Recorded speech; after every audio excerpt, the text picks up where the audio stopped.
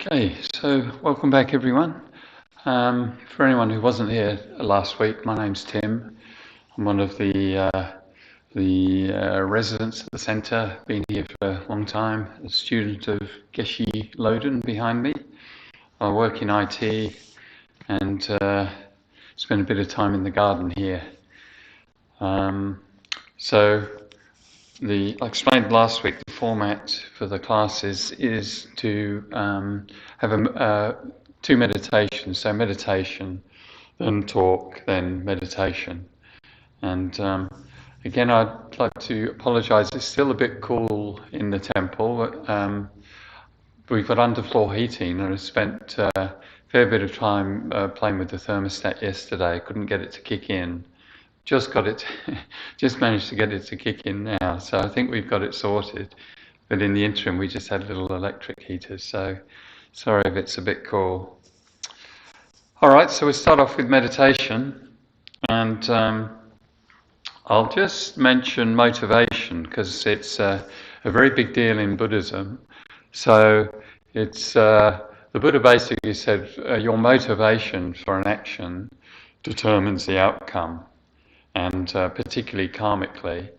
But so, for example, if there's a couple of mates in Broadmeadows, Wayne and Dwayne, and they're both walking up Pascoe Vale Road, and they're doing the same action. They're in lockstep, so left step, right step, left step, right step, and Wayne's heading off to the pub in Roxburgh Park.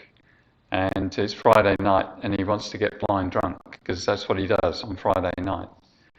He wants oblivion, and then go and do some donuts in the car park.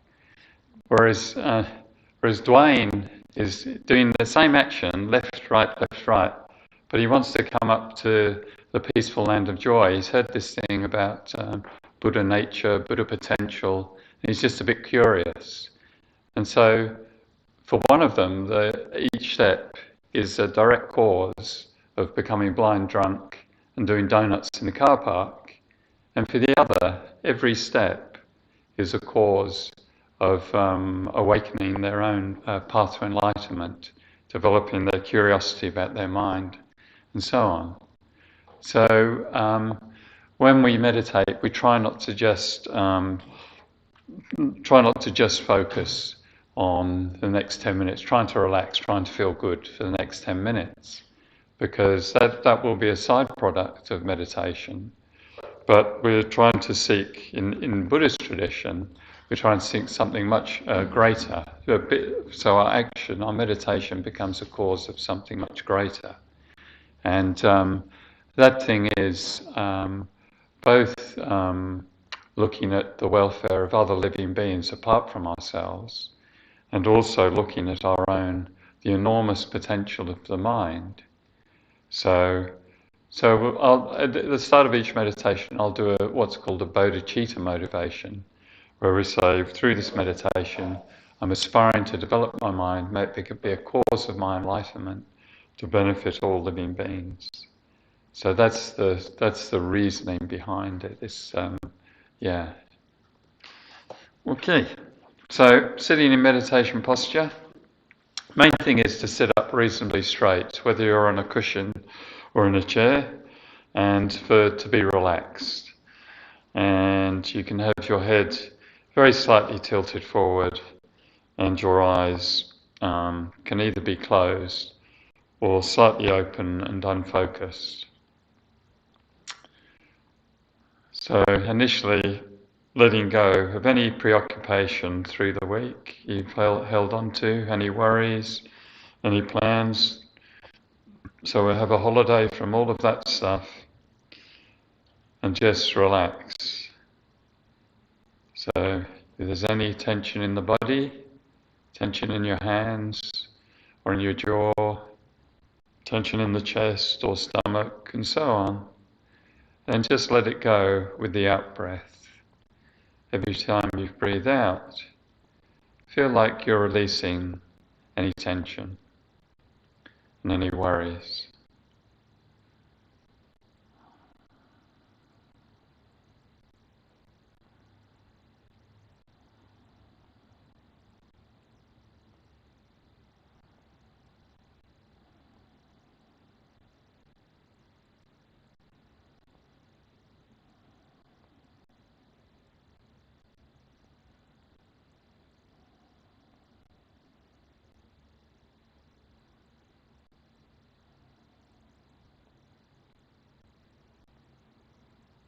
in establishing the motivation for our meditation.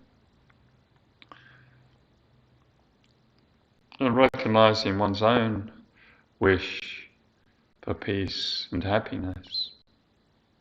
Enduring wish we always have to be free of suffering and for peace and happiness.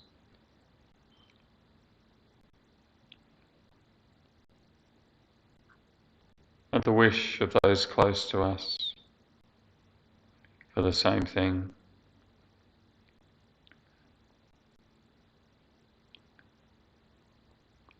And in actuality, the wish of all living beings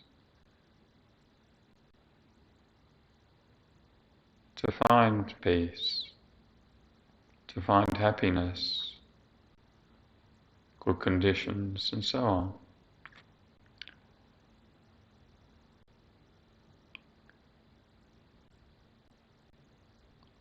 And so we determine through this session today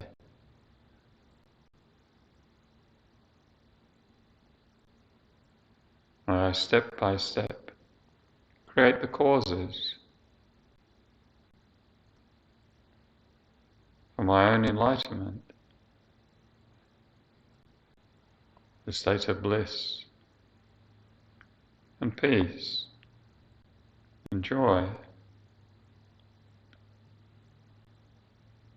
And may it be a cause for all living beings to experience this state.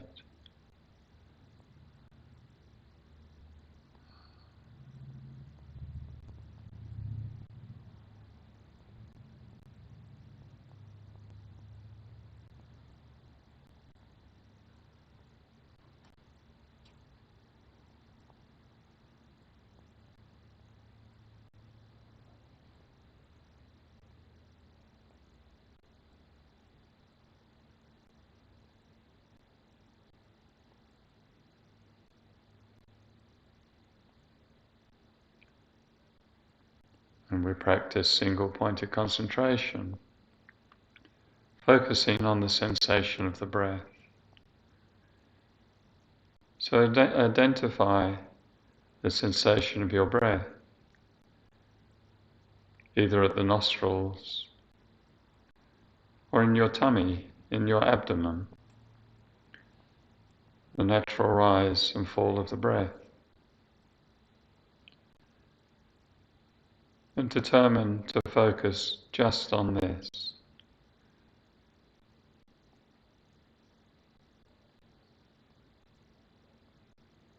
And if you like, with a small part of your attention, you count one in-breath and one out-breath as one, second in-breath, second out-breath as two. But your main focus just on the sensation of the breath.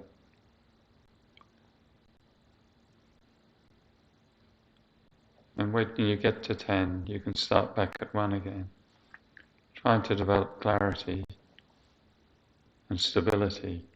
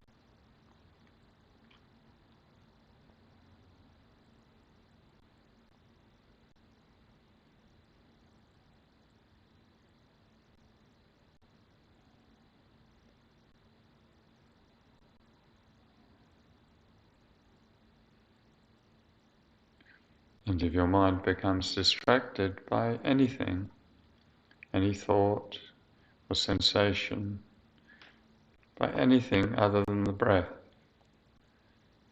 you just identify as a distraction, using your power of awareness.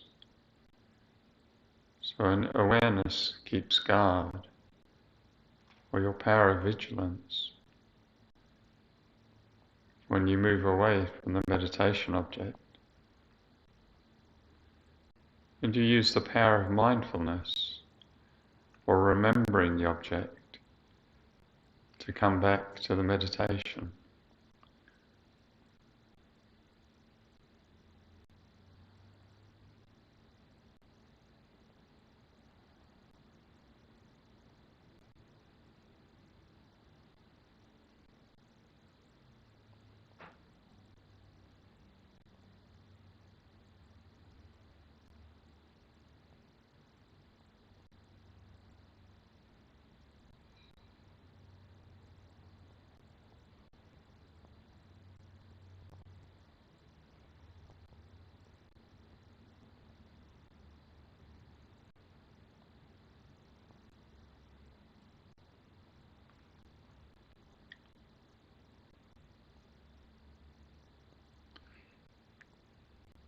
Geshe Loden said many times, if you want happiness, you have to create its causes.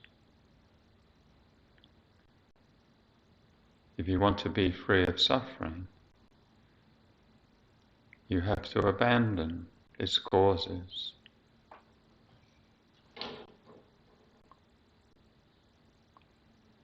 So now we practice visualization meditation. And as you breathe out, visualize that you breathe out in the form of black light, black smoke, dark impurities. You visualize you're breathing out all of your suffering, any unhappiness, any worries, any bad memories, unhappy memories, any sickness or causes of sickness, causes of disease. Visualize you breathe that out in the form of black light, black smoke, and it disappears into space, disappearing forever.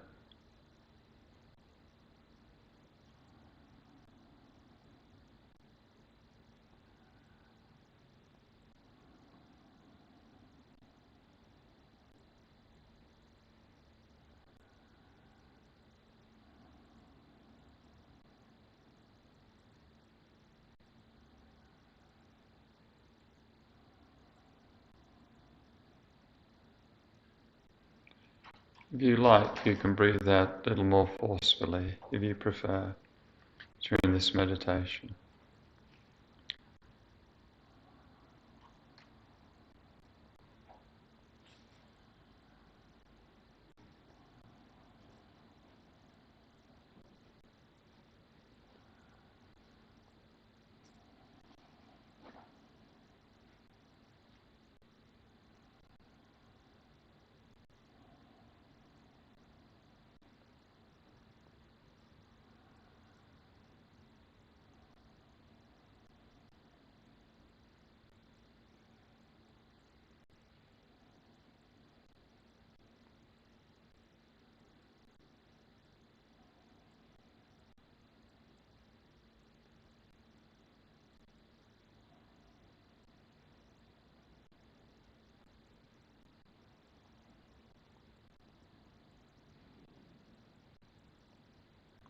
So again, you visualize you're breathing out in the form of black light, black smoke, dark impurities, all suffering and unhappiness, all sickness, all negativities, any anger, any worry, dissatisfaction, and so on.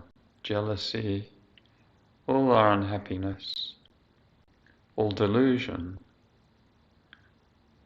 all negative karma or negative imprints, causes of suffering.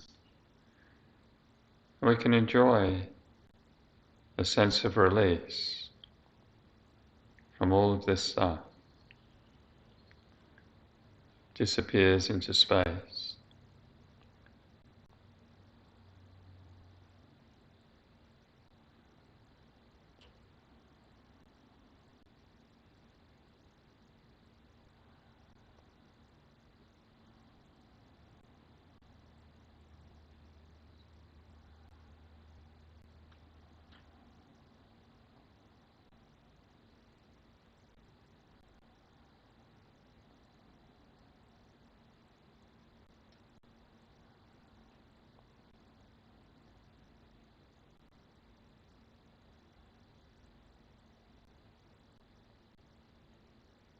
Any obstacles and hindrances,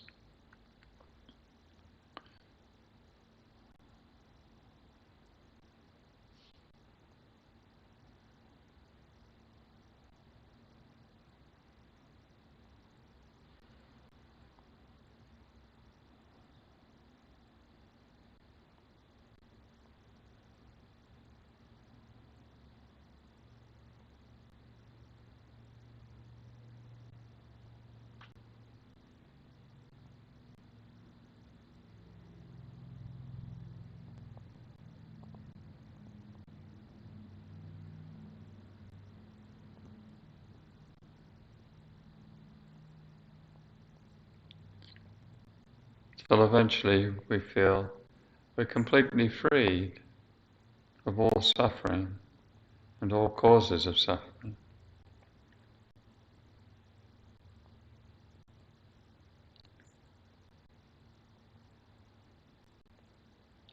Then focusing just on the in-breath,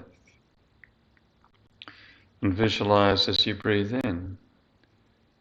You breathe in radiant, beautiful, healing white light, pristine white light. This is in the form of all happiness and joy, vitality, good health, long life, and so on. And you visualize you're breathing this in. If you like, you can say it just from the universe. It's coming from the universe. Or if you have objects of refuge, then from holy beings, such as from Lord Buddha, Lord Jesus Christ, Holy Mother Mary, Holy Mother Tara, and so on. But if we prefer, just from the universe. And this white light fills your body and fills your mind.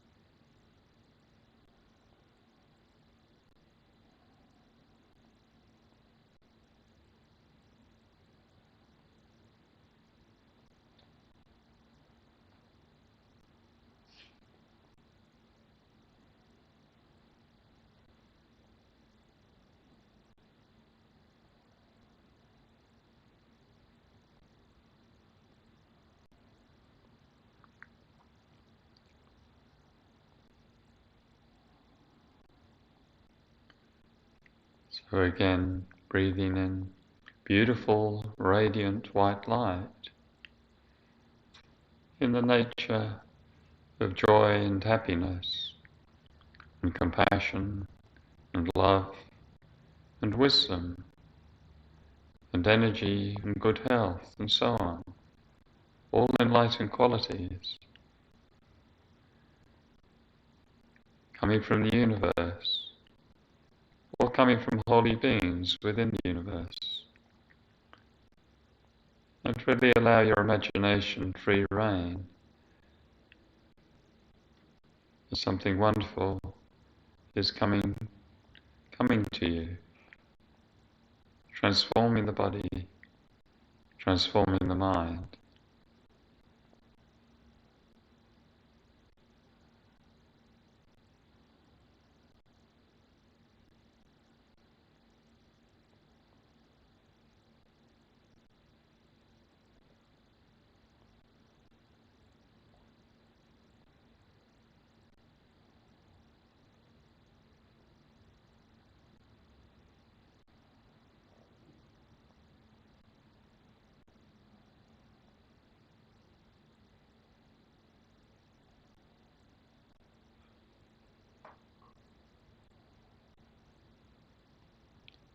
And eventually we feel, now my body has become white light natured, no longer heavy and prone to disease, but radiant, light natured.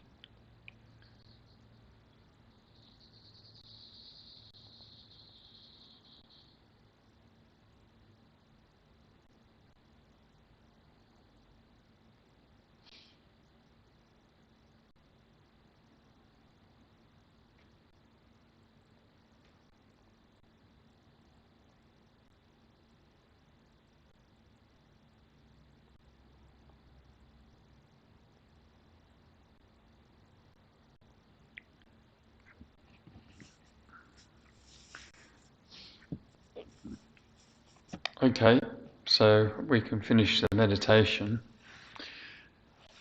And so with all meditations, because the definition of meditation is thoroughly and deeply acquainting the mind with virtue, with all meditations, the strength of the meditation or the effect of the meditation is determined by that ability to thoroughly and deeply acquaint the mind with it. So to stay with the object as clearly as possible, and so on, irrespective of what meditation we're doing.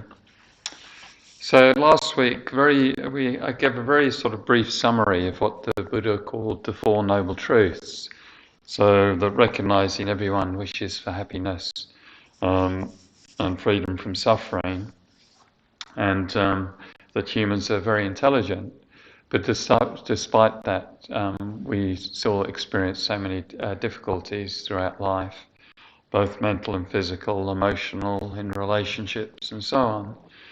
And then looking at what was what the Buddha called the truth of suffering, and then looking at the cause as being recognizing it's something internal. The principal cause is happiness, and suffering lives within.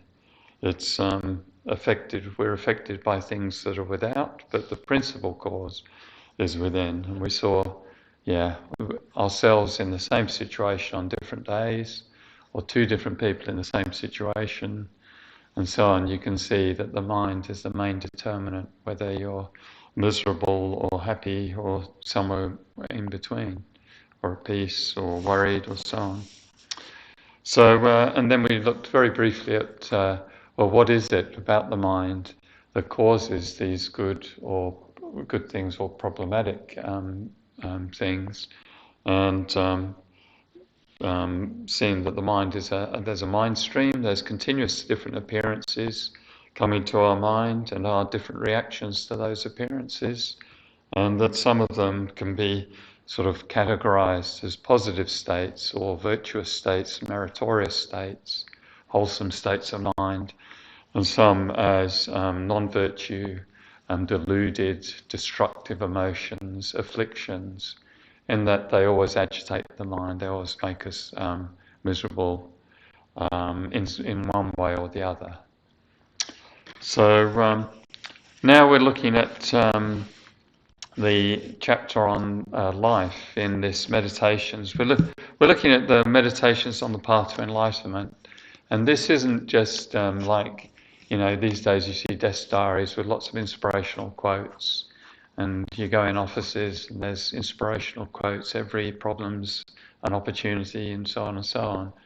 The thing about the path to enlightenment is a complete path, a complete structured path set in sequence that's been tested for the last 2,500 years by countless great practitioners such as Geshe Loden or His Holiness the Dalai Lama or the Buddha, and they've all in accord that these are the steps to really gain this state which we call enlightenment, like state of grace, state of peace, state of like Carl Jung used to talk about individuation, complete fulfillment of one's potential. So that's the distinguishing thing about a path to enlightenment. It's a complete pathway, and has the methods to deal with anything that life throws at us, or that we throw at ourselves with our competition and with our worry and with our dissatisfaction and so on. So it has the remedies. Yeah. All right. So the subject today is what is life, and I realise I haven't got a clue what the word actually means, and I don't actually know the Buddhist definition of life. I think it's associated with consciousness. So within that definition, then plants aren't life from Buddhist viewpoint. They're not sentient. They don't have awareness. Don't have experience. Whereas everything from insects up to humans and so on is regarded. So sort of Buddhist definition is there's warmth, there's movement, but primarily there's consciousness or awareness. Whereas I looked at the internet, and life was defined as a state of ceaseless change and functional activity peculiar to organised plant and animal matter. So that's not too inspiring. Another one I saw was life is a sexually transmitted disease with no known cure that always ends in death. so that's not overly inspiring either. So I'll give a quote to what Lama Tsongkhapa, so Buddhist perspective on this life is it's not a disease, it's an extraordinary precious thing. So Lama Tsongkhapa was the founder of this tradition of Tibetan Buddhism. He was a 14th century, an extraordinary scholar, yogi, holy being. That's him on the far one with the yellow pointy hat. That's Lama Tsongkhapa. So he wrote, and I'm looking at the wrong book. He said about life. He said, "The human form at peace with itself is more precious than the rarest gem. Cherish your body. It is yours this one time only. The human body is one with difficulty and is easy to lose. All worldly things are brief, like lightning in the sky, and you must know this life as the tiny splash of a raindrop, a thing of beauty that disappears even as it comes into being. Therefore set your goal and make use of every day and night to achieve it." So, that's gives you some sort of sense of how precious our life is from the perspective of the Buddha and Lord Tsongkhapa and so on. So we have a sense that life's precious when it's threatened. I don't know if some of you might have heard of Maslow's hierarchy of needs. I think it's like a psychological model of things we need in life. And it's a triangle, and down the bottom is the survival things. So they're things like food and shelter. And then further up, there's things like social interaction and spiritual needs and emotional needs and things. But when the most important ones are down the bottom, so if you have someone breaks into your house at night and you feel your life's under threat or your family's under threat, then you're not worried about your higher needs, whether you're listening to Mozart or Beethoven or whether this almond croissant's delicious. You're into survival mode. I want to survive. And so we all have that sort of sense, and animals do too. You see, like, birds will do what they can to survive. Even things like insects, like slaters, woodlouse. If one's walking and you put your finger there, it'll run the other way. Or if it's really frightened, it'll curl up to protect itself, to protect its life. So we do have that recognition that life's precious when our life is threatened. But most of the time, we're not in that state. We're not in fight or flight mode. And at that time, it's harder to recognize that how precious and how wonderful this life is and what the potential is. So the Buddha said this human form is rare and precious. Whereas a lot of the time in our day-to-day, if you look up, or if you sort of ask, what's your life philosophy at this sort of time, you might say, who cares? Or what does it matter? Or it's all the same stuff.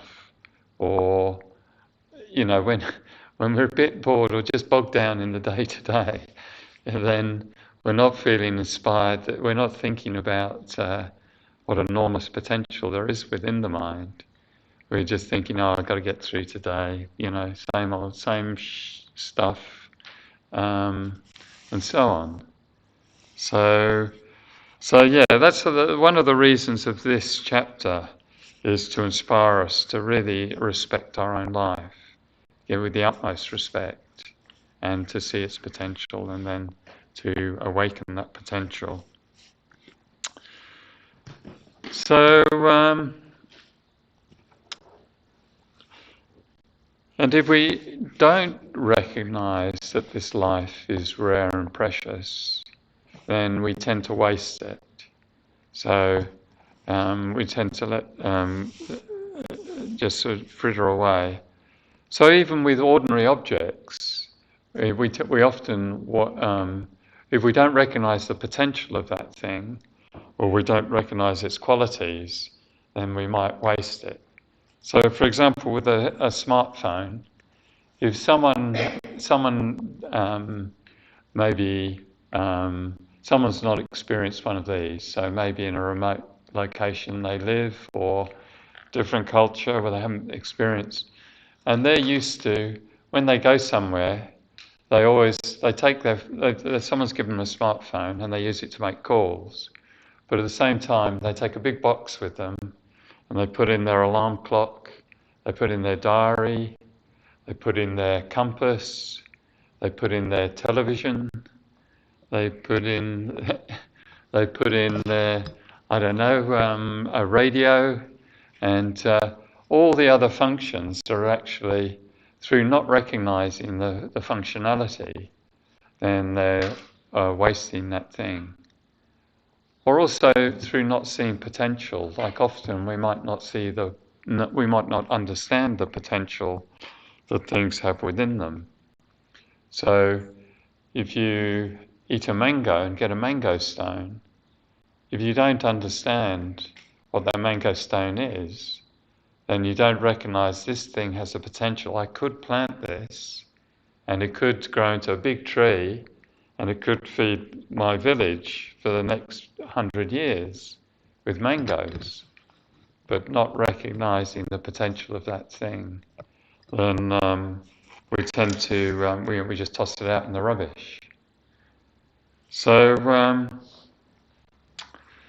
it's the same, and even things we do recognize, we often make ordinary. So we just take them for granted. So if we look at our lives, if you go to a supermarket now, and it's only got 20 packets of different types of cereal in. And you think, well, this is rubbish. I'm used to one that's got 50, and I want my macadamia honey nut crunch with,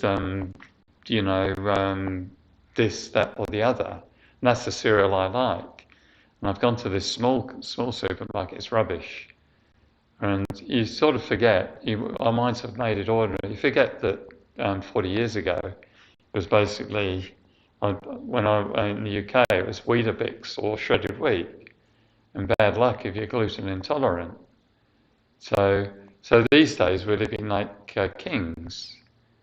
And it's the same with our transport, our entertainment, all our food, and so on. Compared to someone extremely wealthy 200 years ago, we're living like kings and queens.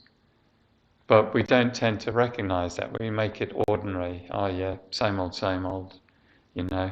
Same old smartphone, I'm bored, I want the iPhone 12, or I want, a BMW. I've only got a Ford, and so on. So there's that tendency to not appreciate through making things a bit ordinary. They say familiarity breeds contempt. And also the same in relationships, when you're first meeting someone infatuated and sort of, you guess used to say like one body, one mind. Every word, they say is wonderful. Everything, every time they burp, it's just like a symphony, and and so on. And then 20 years later, it's yeah. I've heard that before. Yeah. So the mind's made it ordinary. So it's the same with life. We take what's in our life for granted, like the fact we've got clean water, the fact we've got shelter, the fact we're living in a safe society, a relatively safe society with freedom of expression, and and we tend to, the fact we've got access to spiritual teachings is, that's a good thing. And so we often have a tendency to compare up rather than compare down. So we compare our situation upwards, and that's what I want, and I haven't got it, and so on, rather than comparing down with someone in the past or someone with less. So I did read one neuroscientist. He said everyone's got their theories about what's the cause of happiness. Everyone wants happiness. There's 10 million different theories about what the causes of happiness is. But he said, I can tell you what the cause of happiness is, because I can put people in an MRI and see when the reward center lights up in their brain. And this article, he said, there's 4 things you need, or 4 things reliably give happiness. And the first was gratitude. So people, when they're thinking with gratitude, then they become happier. And another one, interesting, he said, was labeling negative states.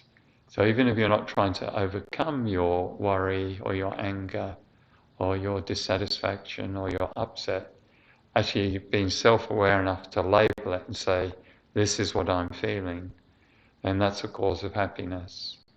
And or the other 2, hugs. He said hugs make people happy. And making decisions, even if it's not a good decision, when people make decisions. But anyway, it's a bit off the track. I was trying to get to, whereas the Buddha said this is the path to enlightenment is the root cause of extraordinary peace and happiness. But that actually encompasses a lot of that. I don't think it advocates going around hugging everyone, but it's the spiritual path. You become self-aware, you identify what's going on in your mind, you generate gratitude and so on. So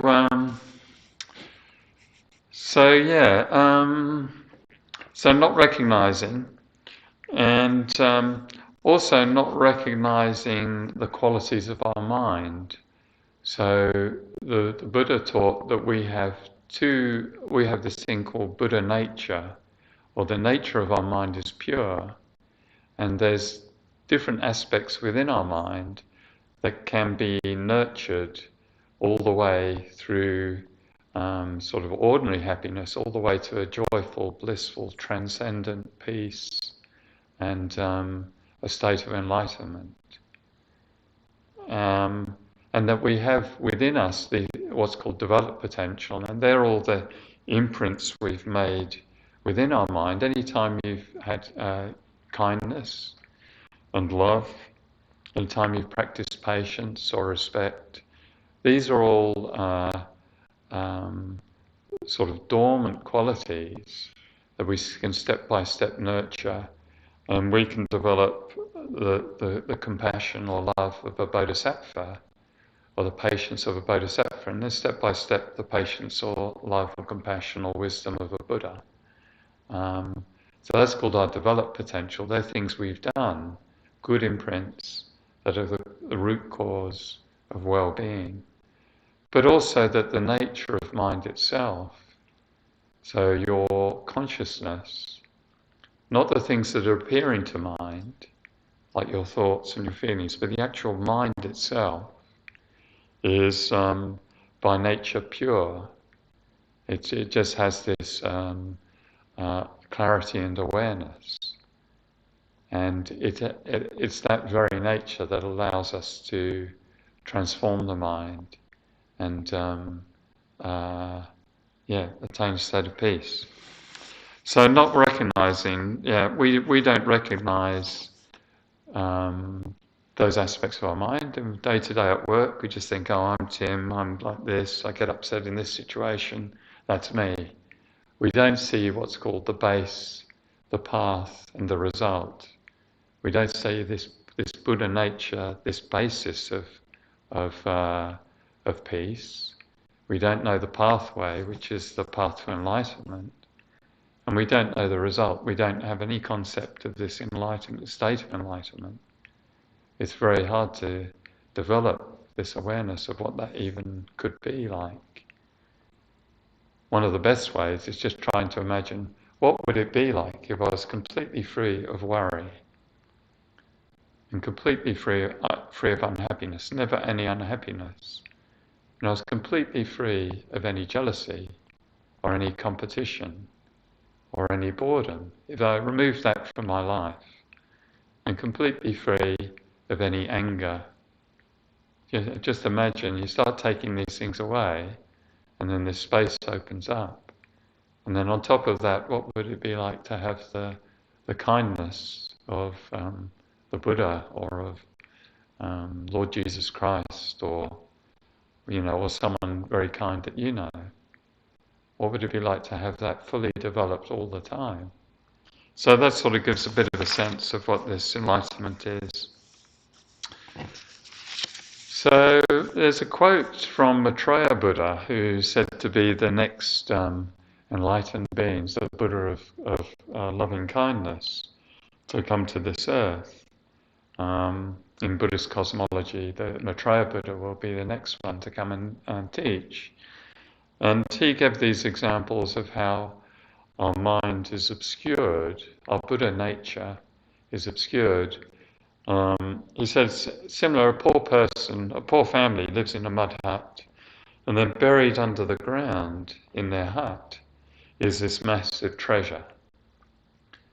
But they're living in real poverty. They're struggling to stay alive. They're getting sick. They're in poverty. And the treasure is obscured. They can't perceive it. And the treasure can't shout out, I'm down here. And it's only if a clairvoyant comes along, or someone with a very special machine, like one of these, when they're looking for foundations of ancient sites, from planes, they can do, I think they call it a geophys, where they can send some beam down into the earth and see, there's a Stone Age settlement there or something. So anyway, a clairvoyant or someone with a machine can actually identify this precious resource there, and then they can dig it up and all their life's problems are over. So Maitreya Buddha said, we are very similar to that. We've got this enormous treasure resource within the mind, but it's obscured. It's obscured by our ordinary, habituated, limiting thoughts, and by our negativities, and by our delusions. And it's only through becoming aware of it that Buddha nature can't shout out to you and say, I'm here. And we're not aware of it. So it's only through meditation we can step by step remove the obscuration and reveal this extraordinary purity that's within, this nature of the mind, this pure nature of the mind. So, so therefore, life is an extraordinary thing because we have that potential within. And there's a potential for benefiting many, many people. And I'll just see how we're going for time, because I always talk to 2:21, going a bit late again. So very briefly, there's a sense of a continuum within Buddhism of the mind. I can't remember if I mentioned this last week. The one thought creates the next, creates the next, creates the next. And going back to the start of this life, from Buddhist viewpoint, there's always a previous moment of mind that's the main cause of this current moment of consciousness. And the reasoning behind that is that generally all things are products. They're made from lots of causes and things coming together. And generally the causes are similar. So a book is produced by something similar, the pages. You know, you want an omelette, you need an egg and milk. You can't get a house brick. And this microphone to make an omelette, the cause is too dissimilar. It's not similar to the result. And so with consciousness, awareness is such an extraordinary phenomena. There's nothing else. Awareness, knowing, experience, there's no other phenomena like it. You know, there's nothing. In the physical world, what is there that can compare with knowing, experience? A computer doesn't know anything. It can process billions of things per second. It can have artificial intelligence. It doesn't have any experience. It's just running a mechanical process, an electronic process. So therefore, from Buddhist viewpoint, the prior cause of every moment of consciousness is a previous one. And therefore we've had beginningless lifetimes. We're not just who we think we are. We're far more complex people because we've got a beginningless mind stream, or a beginningless spirit, you might call it. So from that point of view, then we've got lots of time to develop this Buddha nature. All right, and I was going to talk a little bit about how the mind projects its future state. So at the end of this life, it's said, when we die, the mind will project its future experience. In the same way, when we fall asleep, our mind projects particular dreams, depending on our mind. But maybe I'll go into that more next week, because I'm going too long. So, in the Meditations on the Path to Enlightenment, it talks about our life having 8 freedoms and 10 endowments. And we need to recognize this to really see how precious life is. And the freedoms are freedoms from restrictive states. And the Buddha presented there's lots of different rebirth possibilities. Everything from basically heavenly experiences of bliss through to hellish experiences. Now, lots of people, they don't really like that cosmology. So one way of looking at this 8 freedoms is you can either look on it that it's free free of these realms, like the hell realms, hungry spirit realms, animal realms. We're not experiencing those. But you can see them as human states. So lots of humans have hellish experiences. There's people being tortured. There's people with schizophrenic, sort of terrifying visions and hallucinations. There's people with spinal injury, just chronic, terrible pain, and so on. And there's people with what's called like hungry spirit. They're always sort of sense of inner poverty, or always starving, or maybe in actuality they're starving. And so we can view these realms as just human experiences, but in actuality the Buddha taught there are different realms, rebirth realms, and where we go to basically depends on our minds. So yeah, our minds projecting our next future in the same way our minds project our life these days.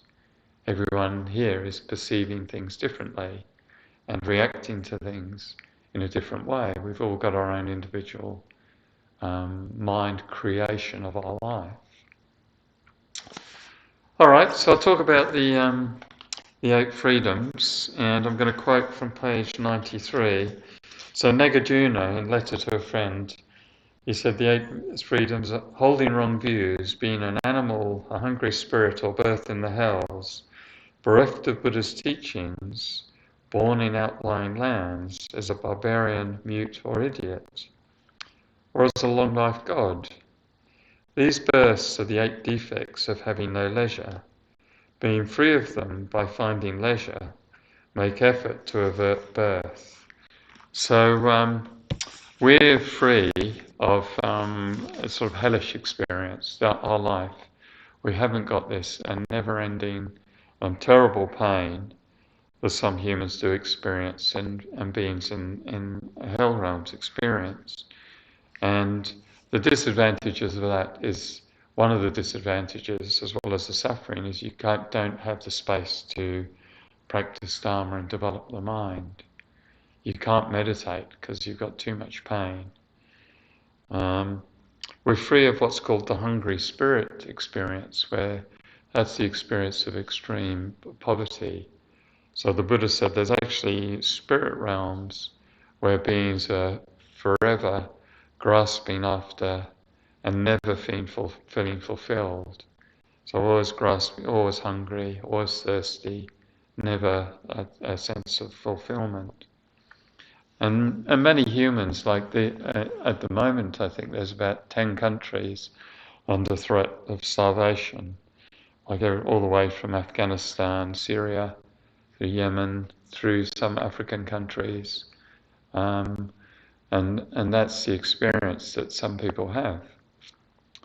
And also some humans are perpetually grasping after the next thing, never really content. So no matter what you've got, always just grasping, can't sit back and enjoy. So sort of a mental habit. So the third thing we're free of is the animal suffering of the animal realms.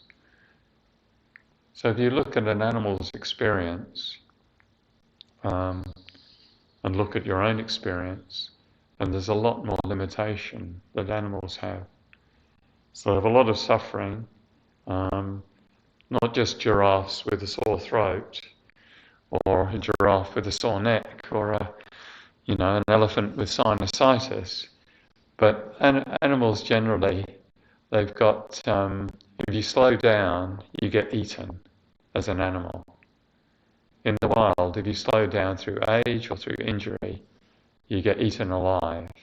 So imagine that, if you hurt your leg, and no matter where you are, you can't just relax and eat your food. You throw some food to a seagull, see how quickly it gets it down, because it knows there's going to be 100 other seagulls fighting for the next bit of food.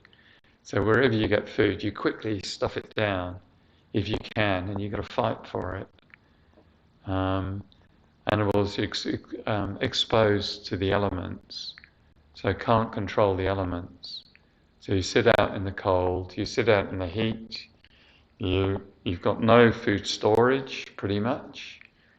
You're used by humans, maybe used for eating, used for leather, used for dragging ploughs around, and so on. So most animals have a pretty rough time. And the big disadvantages of the animal realm is that animals can't work out how to improve their situation, and they can't self-reflect and meditate or develop their minds. So it's a very limited state. Next, limited states from the Buddhist perspective is these heavenly realms, like the God and demigod realms, because they're so nice that you don't actually ever look at the mind. You're just enjoying yourself. Life's so cruisy. All you do is just enjoy it and use it up. Whereas it's said to be this human life is perfect because we get some suffering that motivates us to think, what's going on? What's my mind doing? What's the cause of suffering? And how do I overcome it? So we naturally, it's a useful thing to have some suffering in our lives, but not too much. Otherwise, we're a bit crushed by it. So the other eight the other restrictive states have been born in countries where there's no access to spiritual teachings. So maybe in eras when great holy beings haven't taught, like the Buddha hasn't taught, or Lord Jesus Christ hasn't taught, and so you may be born in a time when there's superstition, you have to make animal sacrifices to the moon god or whatever. But there's not clear pathways to peace and happiness, not pathways. And the other things are being born when we don't have the mental capacity or sense capacity to understand teachings. And particularly the worst restriction is if we have what's called wrong views. So either through our family or through our culture or through something we've adopted, we just we're not able to look at the mind and see the responsibility we have for creating our lives and creating our future. You might just say, oh yeah, meditation, yeah, just hippie bullshit, blah, blah, blah. I'm not going to look at that. I'm going to go and watch footy, drink some beer, and that's what I'm going to do. And holding that as quite a rigid view that prevents us from developing. So it's said to be wrong views, they're called in Buddhism. Yeah. So there might be views that a very common one we've got in the West is actions have no consequence. Once you've done the action, there's no imprint on the mind. Whereas, for example, in Buddhist teaching and Hindu teaching, everything we do, everything we think, everything we say makes an impression on the mind, and it will have an effect in the future. It's called karma. So through not understanding that, we think, oh, I've stolen this, I've got away with it, that's good. You know, I punched this person in the nose and shown who's dominant, that's good, it's finished. Whereas from the teachings of the Buddha, it's not finished. You've created the causes of suffering within your continuum, the causes of violence within your continuum, and you will experience it at some time. So, yeah. All right, and then on the other hand, we have what's called these 10 endowments, which are the good things within our lives that enable us to develop. And I'll read from page 96. And the 10 endowments is a verse, again, from Asanga's Hero's Ground. He said, being born human in a central land with complete sense faculties, not having committed the extreme actions. Faith in the objects. When Buddha has appeared and taught the Dharma remains and is followed, and people have love for others. So, the Ten Endowments, the idea we're trying to get excited by our human rebirth. We're trying to recognize how good this is. Like imagine being a snake and not being able to walk upright, but just having to crawl along the ground, not having hands. Imagine not having hands in your life, or being able to communicate with intelligent words and get ideas and discuss ideas, and imagine not having any of that. So as a human, we've got these capacities, and we've been born in what's called a central land, which is in an era when the Buddha has taught. But not only the Buddha, in the West we can access so many spiritual teachings. We've got this free access to extraordinary pathways, and it's basically the click of a mouse. We can start, we can get a teaching from the Dalai Lama. 100 years ago, you used to have to trek to Tibet, make big offerings, and then if you were lucky, you might be able to hear something at a distance. But so we've been born in a wealthy society. We're not spending our entire life carrying firewood on our head or carrying water 10 kilometers to try and stay alive. So we've got some leisure time. We're particularly in an age when we've had the Industrial Revolution. We've got machines that do a lot of work. So our lives are actually much wealthier than in the past, where people used to just have to work on the land.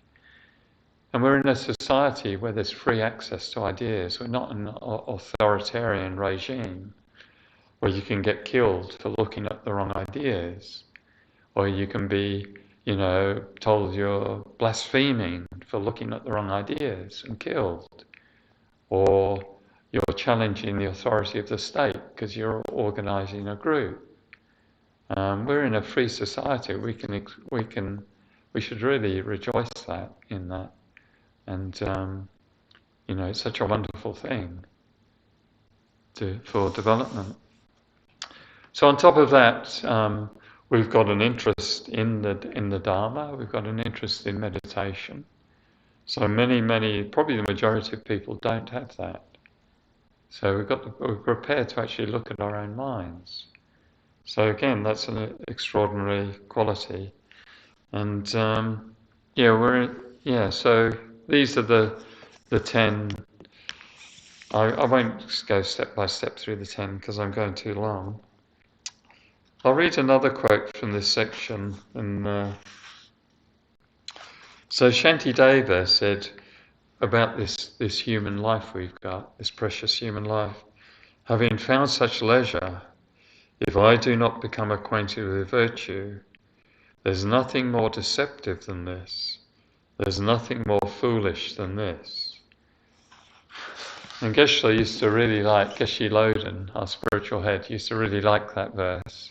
He'd say, you're fooling yourself, you're foolish. He'd say to us, you're deceiving yourself, completely deceiving yourself, just by filling life with sort of short-term, small vision, short-term aims that won't be able to sustain us in happiness. We're not creating the root causes of happiness or getting rid of the root causes of suffering. So some of the ways we might deceive ourselves, short-term aims is, I think there's a theory called discount benefit theory, where it explains why humans are so motivated by things that are nearby, but not motivated by things that are further away. So if you're walking, say, I don't know, you're walking towards a town, you say, I'm not going to stop and get fast food, and you make that decision from far away. But as you get closer and closer and you smell it, then gradually that decision changes, and you turn left and you go in and buy your your fries and whatever, because we put much more value on something when it's close. So same with climate change, we're pretty hopeless, considering the risk we're putting the planet under for future generations and for ourselves. We're pretty hopeless at changing our behaviour because of something far away. But if everything was on fire now, we'd very quickly act. So humans aren't very good at long-term aims generally. So that's one of the disadvantages. It's called in Buddhism, it's called the 8 worldly Dharmas, being motivated by gain and loss, pleasure and misery, praise and denigration, and fame and disrepute. So being motivated all the time by just get more wealth, get more possessions, go out on Saturday, go to the shopping centre, buy, get a bigger house, get a bigger couch, get a bigger car, spend your whole life chasing stuff, or chasing sort of temporary happiness, is deceptive from Buddhist viewpoint, because we haven't got the root cause of enduring well-being and peace. And the root cause is developing such things as compassion, developing your love, developing your wisdom, developing your concentration and stability of mind, developing your patience, developing your ethics, that they will always sustain us in happiness no matter this life, future lives. Wherever we are, we take those qualities with us. So, Geshe used to make that point. We deceive ourselves, we're foolish. And because we're a bit asleep to the bigger picture, we don't see our potential. So that's another cause of wasting life. We have small vision.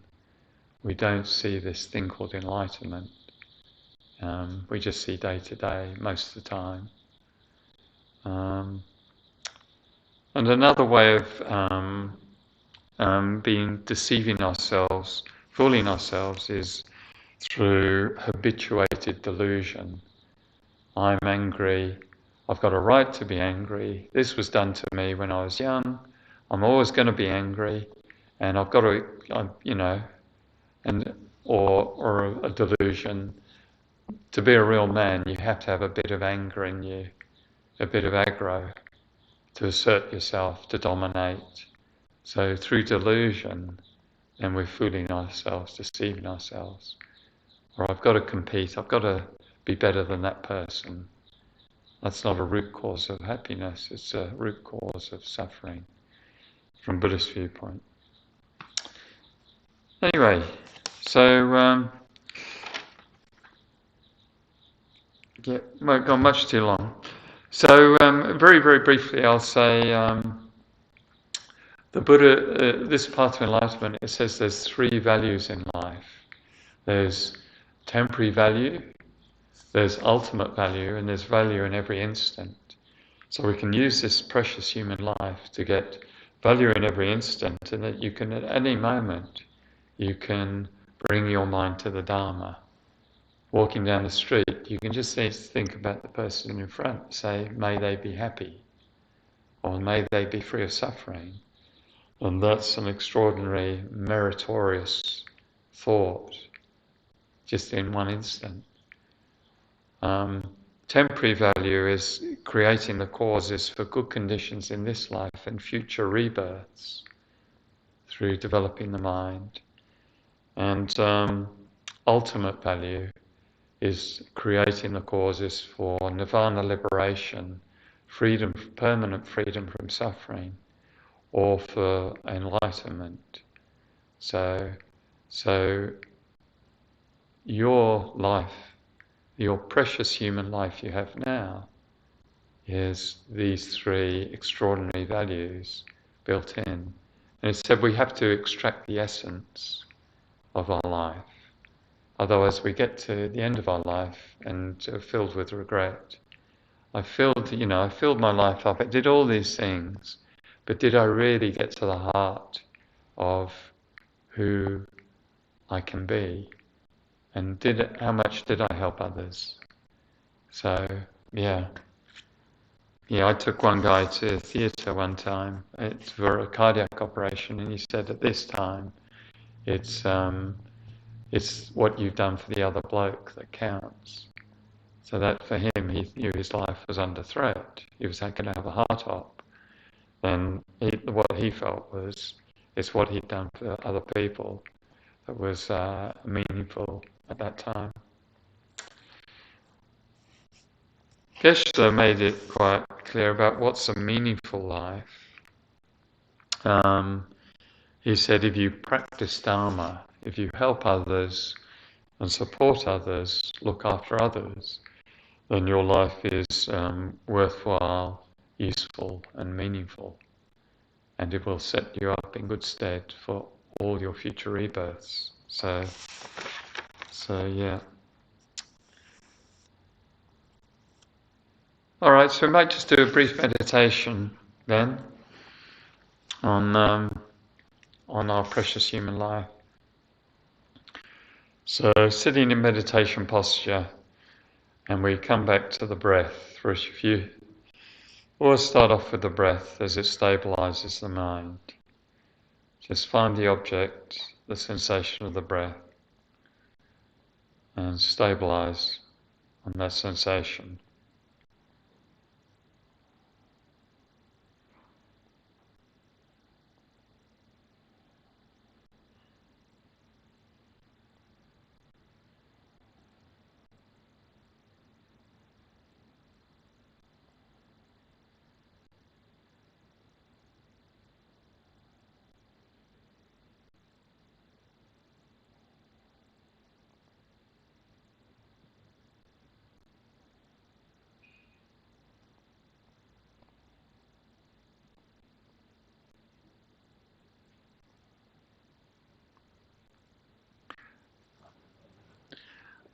And now we meditate to recognize how rare and precious your human life is.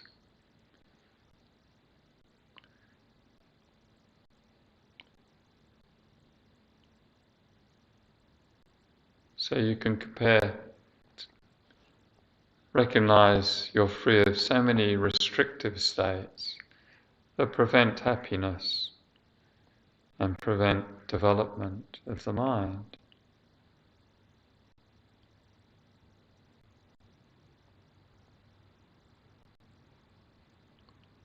Imagine being a wild animal or a bird.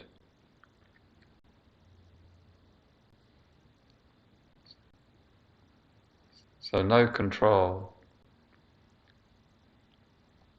of the environment. You're just hot. When it's too hot, you might die of dehydration.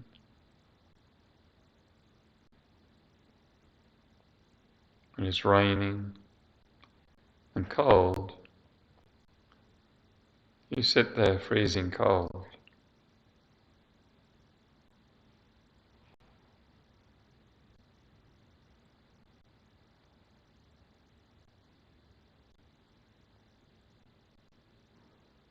When you're young, and other predators will try and eat you. And as a bird that's getting old and a bit slow, then again, or injured, there's no security, no food security.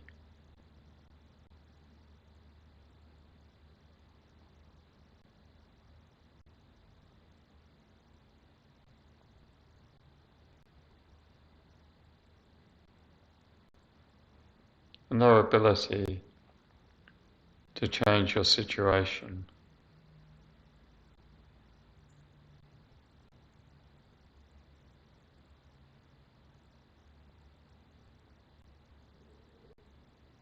no ability to examine your own mind or exchange complex ideas.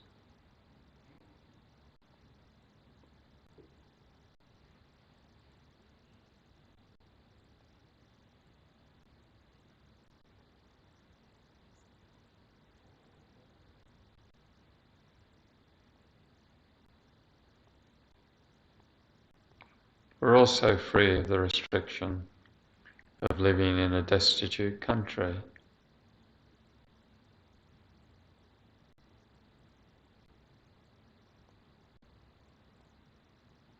Imagine fighting, struggling to get clean water,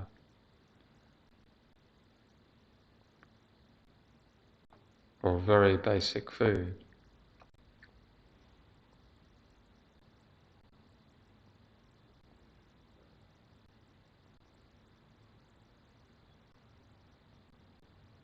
No access to pharmacy or medicines or doctors.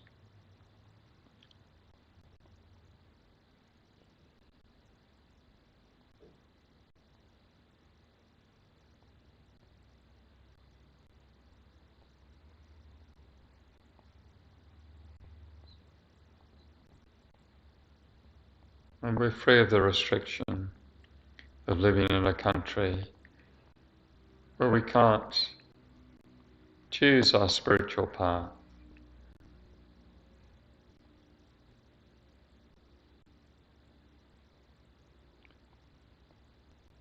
Where we might be oppressed or even killed.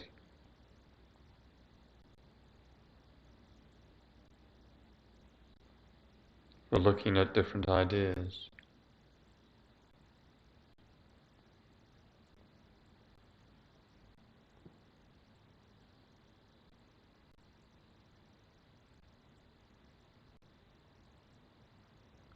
And we're free of the restriction of living in a time when no holy beings, such as the Buddha, have given teachings.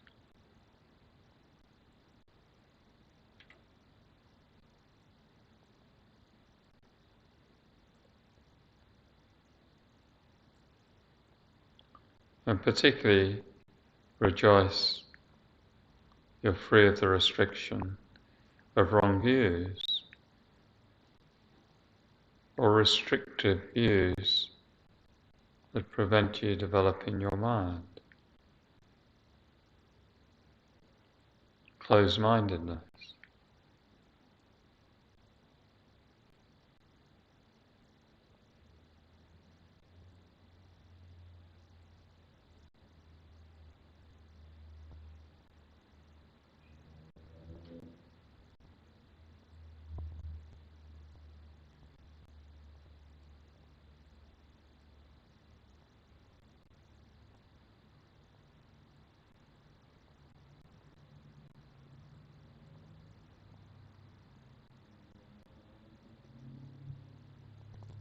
And we can rejoice we have the Ten Endowments. We live in a free country, a wealthy, free country, with access to teachings, to the pure lineage going back to the Buddha, the complete path to enlightenment. If we choose, if we like.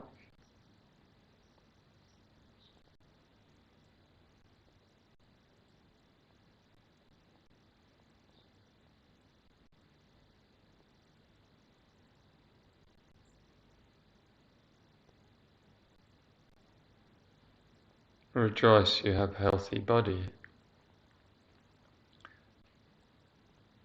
and sense faculties. You can see, you can hear, you can think.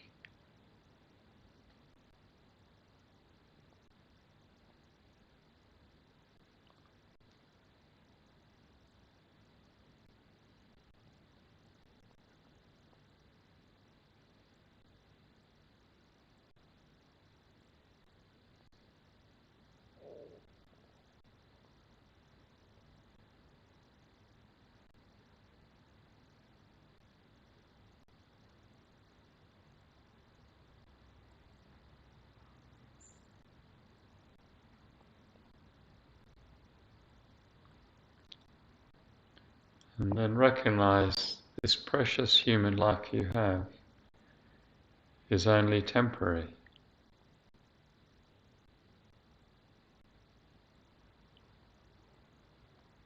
So determined to extract the essence.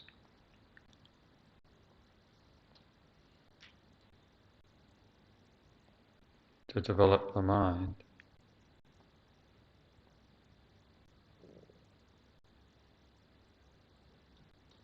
To develop a pathway to peace.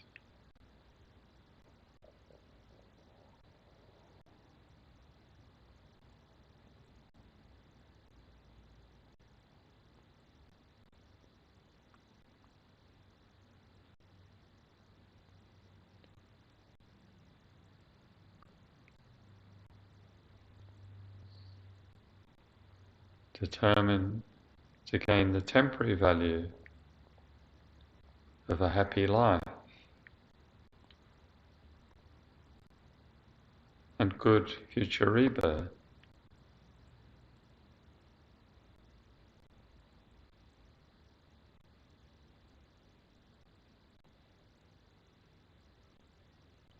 Determined to gain the ultimate value of complete, perfect enlightenment.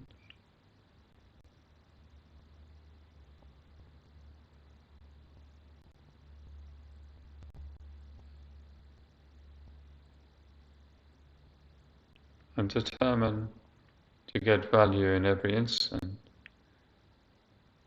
by, when we can, turning our mind to Dharma.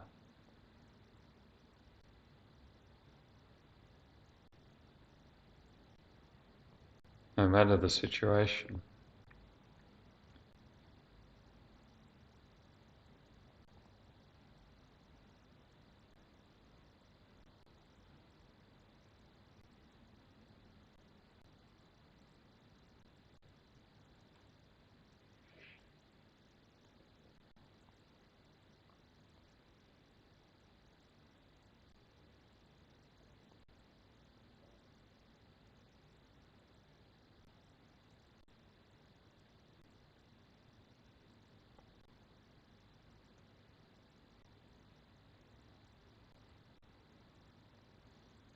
And we can dedicate the merit or positive energy of the meditation session today towards one's own peace and happiness and enlightenment, and the well-being of all living beings. To stabilize on that dedication which protects the merit.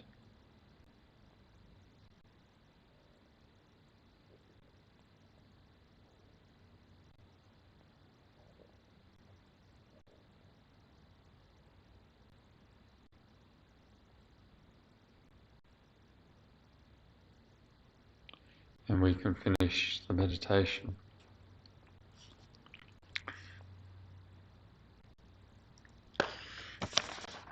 Are there any questions on the talk or on any Buddhist subjects? Or does anyone think it's hard to be mindful of how wonderful life is? It's certainly. I forget it in my working life and so on. It's hard to remember at times that it's a sort of precious situation, and yeah. But, okay, we'll wrap it up. And if anyone wants a cup of tea or coffee and cake, then it's out the back. So thank you very much. Thanks for coming.